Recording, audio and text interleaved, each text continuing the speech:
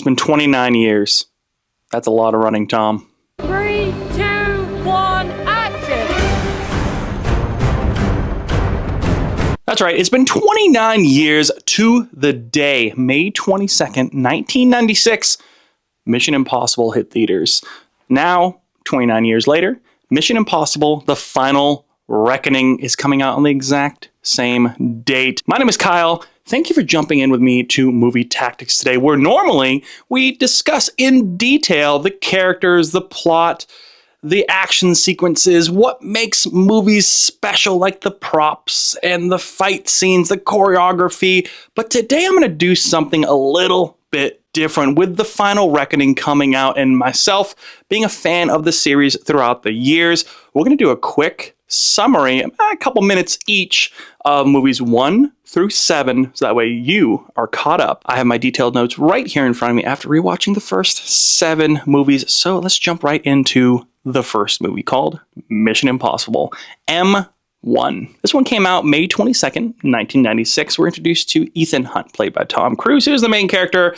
Ethan is caught up in an assignment that goes disastrously wrong, where John Voight, who plays Jim Phelps, as well as his entire team, all of Ethan's team, is killed. Now, Ethan becomes the prime suspect. He meets up with Ving Rhames, who plays Luther Stickle. We'll see Luther throughout the rest of this series of movies. And then Jean Reno, who is Franz Krieger, who is a helicopter pilot.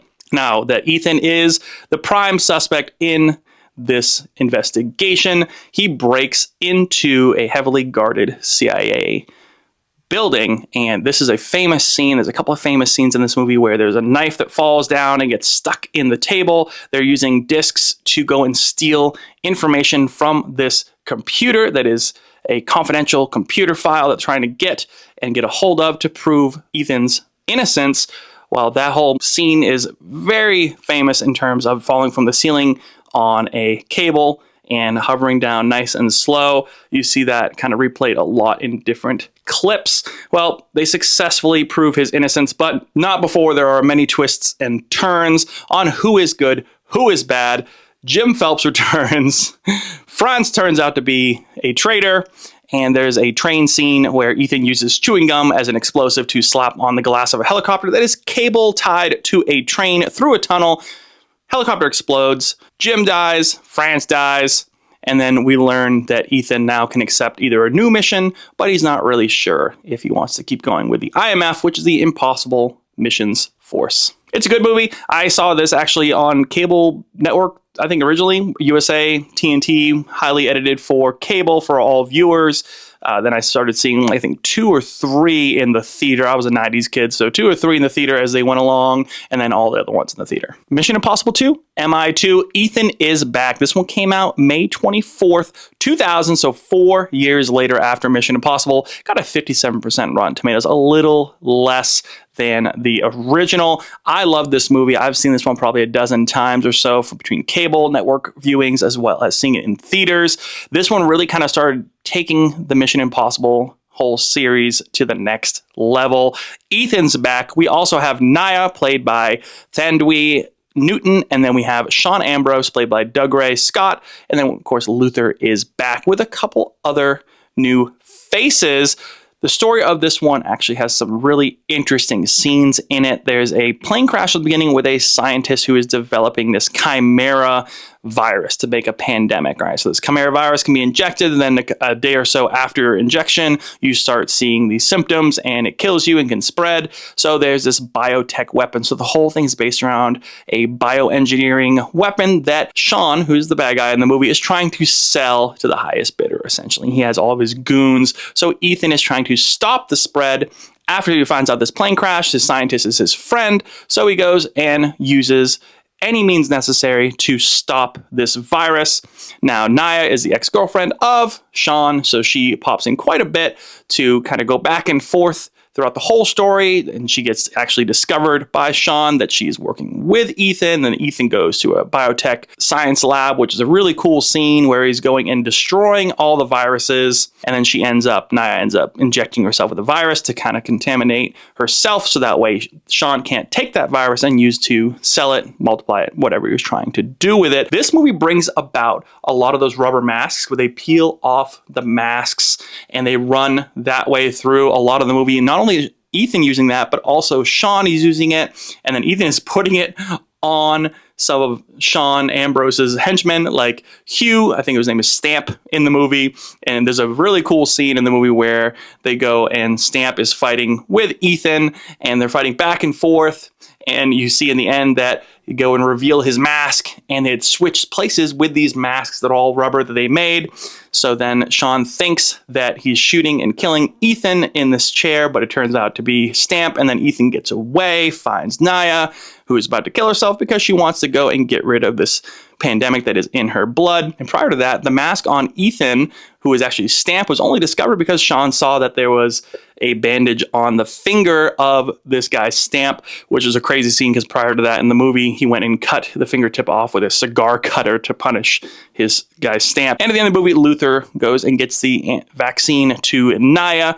She is cured. Pandemic's done. Ethan goes on to decide if he wants to go to the next mission. Now, also, I forgot to mention that we started in Mission Impossible 1 that they had exploding tapes, right? So cassette tapes, they're exploding, so you choose to accept your next mission or not. Well, in this movie, there are exploding glasses. So he's wearing glasses, climbing a cliff face, one of these insane stunts that Tom has been pulling off in all these movies, throws the glasses, intro credits run. It's a good movie. Mission Impossible 2, I think, deserves more credit than it gets. It introduces us to even more characters and more unique scenarios from this USA-type James Bond kind of movie. Mission Impossible 3. This one came out May 5th, so there's kind of a theme with the Mays here. But this is 2006, all right? So directed by J.J. Abrams. It's a little over 2 hours long. It also is kind of increasing as well in popularity, as well as the Rotten Tomatoes score being 73%. Ethan is back in this movie 6 years after the second movie came out. This movie actually is based around the fact that he is retired now. Ethan is training these trainees and these recruits for the Impossible Mission Force. Turns out that he has an ex-girlfriend that he has to go and rescue. And then they go and rescue her. She has a small explosive planted in her head that goes off, and he needs to figure out what is going on, what is happening, why was he sent on this mission, and there's also a mole in the IMF. So Philip Seymour Hoffman is in this movie. He does a fantastic job. I do miss him. Rest in peace there. He plays Owen, who is the bad guy looking for the rabbit's foot, which is this mysterious object that they're all mentioning throughout the entire movie. Go get the rabbit's foot. We're trying to find the rabbit's foot. And he is actually a broker of arms. He's an arms dealer as well as an information dealer. So he's looking to kind of make money on selling information. We do have Ving Rhames come back as Luther. And we're also introduced to Simon Pegg, who plays Benji. Now, Benji's seen throughout the rest of the series. Simon does a great job as like the tech guru. And then Michelle Monaghan is the wife, about halfway through the movie. She becomes the wife, Julia, for Ethan at the time. So Ethan captures Owen, Philip Seymour Hoffman, in this movie. They go and interrogate him, trying to figure out what this rabbit foot is, what's going on in the IMF, where is the mole, and ends up that Owen escapes on this insane bridge scene. This bridge scene where there's a convoy that is attacked in the middle of the ocean on this one of these long bridges. And I remember seeing like Ethan pulling out like a G36, like an HK rifle out of the back, and like, get the G36 out of the back, and he puts it together and tries to take out this helicopter that's trying to go and essentially rescue or kidnap back Owen. And the movie was great. It has a lot of great action scenes. In the end, they're going to Shanghai.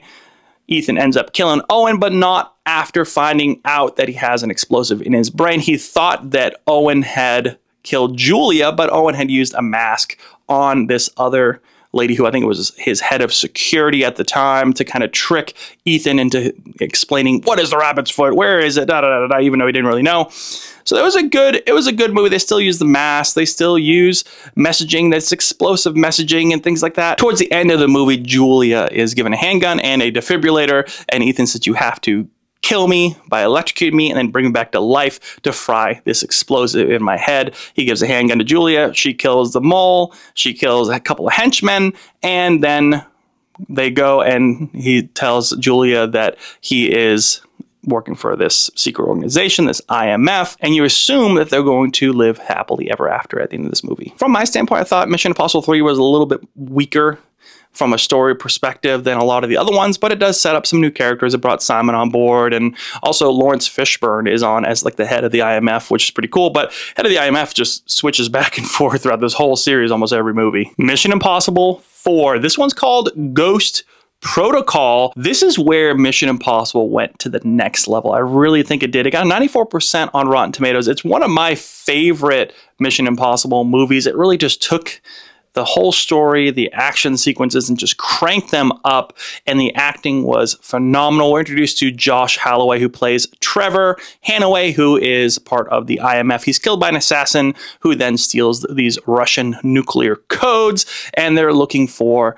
a mysterious Cobalt character to give these codes to. Ethan finds himself listed as a terrorist in a attack on the Kremlin. The whole Kremlin explodes. It's a wild scene. In the beginning, they have this really interesting military jacket that he rips off and then reverses the jacket and puts it on as a disguise with his hat, which kind of throws back to a couple other Tom Cruise movies. We do still have Simon Pegg, who's actually a key character throughout this whole movie. I don't know what Luther was doing in this movie, but he shows up towards the end, but Simon is the main character helping out throughout this whole movie, as well as Jeremy Renner, who plays William Brandt, who is also a team member working with Ethan through the IMF. But Ghost Protocol was fantastic. Came out December 16th, 2011, so 5 years after the third movie. But this whole movie is really based around the fact that after this Kremlin bombing, IMF is disavowed by the US government. It's forgotten, thrown away, and then the president initiates this Ghost Protocol, hence the name of the title. So the whole team is forced to go off-grid. So Hunt must go throughout the entire movie trying to clear the IMF's name and find out what happened with these codes, who was this assassin, and who is Cobalt. There's a missile launched towards San Francisco at the end of this movie, and Ethan is going to rush through a carport and several other scenes to grab the briefcase to disarm this nuclear missile. He ends up doing just that, and at the end, Luther shows up in the movie and shows that Julia's over across the way, and Ethan kind of looks at her and kind of gazing on the fact that, are we going to have a relationship going forward? Are we going to be able to have that happily ever after? And that's where we end Ghost Protocol. What a phenomenal ride. There's also a fantastic prison breakout scene where these doors are opening and there's all these fights happening, and there's guards versus prisoners, and Ethan's jumping through fighting prisoners and guards. It's a great scene. That whole prison scene really kind of set the tone for this movie. And the world's tallest building out in Dubai there is focused on, in this movie, it's a whole scene with this whole window scene, jumping out and getting back into the window of the building, and the whole team is working a whole mission in that building. That was another phenomenal scene. Overall, it's a great ride, well deserving of the praise. Mission Impossible 5, Rogue Nation. This movie came out July 31st, 2015, so not in May, but still July 31st. I guess they're trying to do something a little bit different. The box office summer listings there. Rotten Tomatoes 94%. Ethan is back, as well as Benji, Simon Pegg, and then also Lisa Faust, played by Rebecca Ferguson, and then Jeremy comes back as William, and then Ving comes back as Luther, and then we're introduced to the new, in the end of the movie, the new IMF lead, played by Alec Baldwin, Alan Hunley. This movie starts off with the IMF still being disbanded, so Ethan is out in the cold, and there's a new threat called the Syndicate. That's what's mentioned throughout this whole movie. The Syndicate, which soon emerges. The Syndicate is a network of highly skilled operatives, so it's a bunch of assassins and operatives that run around all over the world, and essentially they're dedicated to establishing a new world order via a bunch of terrorist attacks. And faced with that threat, Benji is back, Luther is back. He also grabs Lisa, who is a disavowed British agent, and then Jeremy Renner, who plays William, but he is a lesser extent in this movie, actually. There's a very famous scene in this movie where Ethan is hanging off of a cargo plane, looking like he's just holding on to a couple of handholds on the side of this plane as it takes off, and that's one that you kind of see over and over again in different clips from the movie, but that was a very famous, just stunt that he pulled all by himself, hooked up to the side of this plane. It was pretty wild. Another famous scene to this movie is Ethan is tied to a pole, handcuffed, and he manages to leap up with just his hands over the pole and over the top of it, and it was just incredible strength, and apparently did it all by himself. The main syndicate bad guy in this movie is actually Solomon Lane, played by Sean Harris. So throughout the whole movie, Ethan is chasing Solomon. He ends up catching him in a bulletproof glass cube, and it's actually a really interesting scene, kind of chasing him through that whole scene to get him caught, and then there's also a whole chase through London with Solomon's henchmen that Ethan has to escape as well. And in the end, the Prime Minister of Britain, played by Tom Hollander, turns out that he has been covering up for the syndicate all this time. Ethan uses the old masked trick to find out exactly that the Prime Minister is in with the syndicate. So he finds that out, then essentially making it so that the Prime Minister was in on it because he wanted to be judge, jury, and executioner with this whole group of assassins and secret operatives throughout the world. In the end, Alan, played by Alec Baldwin, convinces the US government that the IMF is doing more good than bad and that they should be restored. Alan is now made the secretary of the IMF. Mission Impossible 6. This one's called Fallout. Now, this one came out in July 27th, 2018 to rave reviews. It has 98% on Rotten Tomatoes, and rightfully so. It introduces several new characters as well as some old. We have Ethan back, we have Lisa back, we have Benji back, we have Luther back. We also are introduced to Henry Cavill playing August, and then we also have Alana, who is played by Vanessa Kirby. Solomon is back, played by Sean. And then we even see Michelle Monaghan is back as Julia for a brief time in the end of the movie. And then we see Michelle Monaghan is back as Julia, as well as Alec Baldwin playing Alan, and a few other familiar faces. The Syndicate is back in this movie, carrying over from the last movie, and with that, they are now a international terrorist organization. So Ethan and the IMF now join forces with the CIA, which is where Henry Cavill's character comes in. This movie has some insane fight sequences, car chases. The whole premise is that there's an arms dealer, John Lark, and a group of terrorists known as the Apostles, which were the Syndicate, and their plan is to use 3 plutonium cores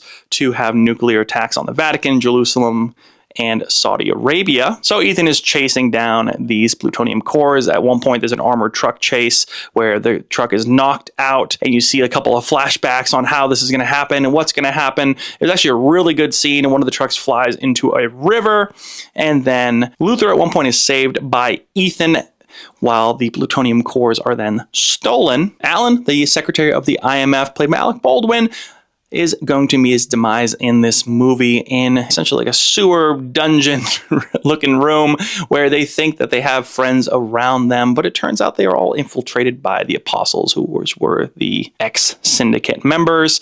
So a whole fight ensues, and then Henry Cavill's character stabs Alan and ends up killing him, and now Ethan is out on his own trying to figure out who he can trust and how he can figure out where these plutonium cores went, which leads them to a medical camp, a refugee camp right in between Pakistan, India, and China. The Apostles are planning to blow up that medical camp, refugee camp, in order to contaminate the water supply for all the countries with these cores. So Ethan's team is all at this refugee camp. He finds Julia from a couple of movies ago with Michelle Monaghan, and she has her new boyfriend played by Wes Bentley. His name is Eric, and he's like, oh, it's Eric. Like, it's pretty funny. This movie deserves its praise. It has some good quips to it, but Ethan's team eventually does disarm the plutonium core, but not after an insane helicopter chase that Tom Cruise puts on with Henry Cavill, and Henry Cavill has the detonator remote on him the whole time, so they're fighting back and forth, and in the end, Tom goes and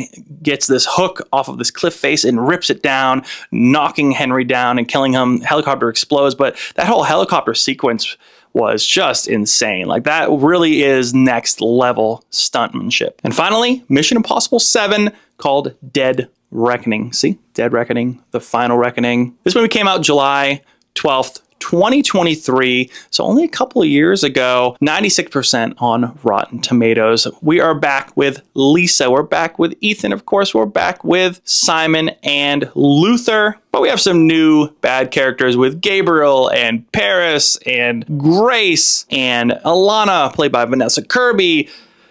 All these characters going back and forth from a dealer perspective, all looking for one thing: this nuclear submarine, this Russian submarine that sank. There is a super powerful AI that is even more relatable now than ever, I think, even a couple years later. But there's a powerful AI that is used with these two keys that come together, and this keys that create a cross. It's used to unlock the potential for this AI. So whoever has it has this ultimate terrorist weapon, this super smart AI. Ethan is now with the IMF team to track down this new weapon that threatens all of humanity if put in the wrong hands. It's a pretty generic story. However, it's done very well, deserving of its high praise. They are chased all over the world. Issa at one point goes and fakes her own death in the desert because she is disavowed from MI6. And there's a whole desert chase scene in that movie with this insane sandstorm, a lot of crazy action sequences. This AI is called the Entity. It hacks into the IMF systems throughout this movie. A bunch of people die, a lot of people get tricked, and it's utilizing just a lot of quick plays on Ethan and his team to kind of manipulate their team where they don't really know what's real and what's not. See? 2025. And at the end of this movie, unlike any of the other movies, it leaves you on a cliffhanger to bring out to originally what was called Part 2, which is now called The Final Reckoning. There's a motorcycle jump in this movie that's absolutely insane that Ethan pulls off with a parachute on his back. And then there's a train sequence throughout that the train gets derailed in the end after they get this key, and they're trying to figure out what it's for, who is bad, who is good, who's on the IMF side, who isn't. The train derails after Gabriel blows out the bridge, and then Ethan is working with his partner Grace at the time to kind of run through and try to escape. And this other girl, Paris, comes back, who is one of the bad women in this movie, and she comes back and helps him, explains what the key is and how we need to go and approach this. So Ethan escapes, meets up with Simon. They have the key now, and that ends number 7. That's it. Quick synopsis of movies 1 through 7. I think it's a great refresher just because those movies being 29 years ago, going through all these different phases of the movies, they do seem to be getting really good. I really think about Ghost Protocol kind of moving into Rogue Nation. All those kind of go and get better and better and better. And you kind of see the Rotten Tomato scores are going up as well as the viewer scores.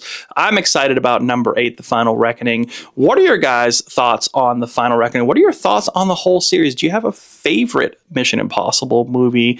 Hit them down in the comments. I'd love to hear your thoughts. Thank you so much for watching Movie Tactics with me today. Hope you enjoyed this video. We are new here, so make sure you hit that subscribe button, hit that like button. Let me know what you think about the channel down below. And hey, we'll see you in the next movie review.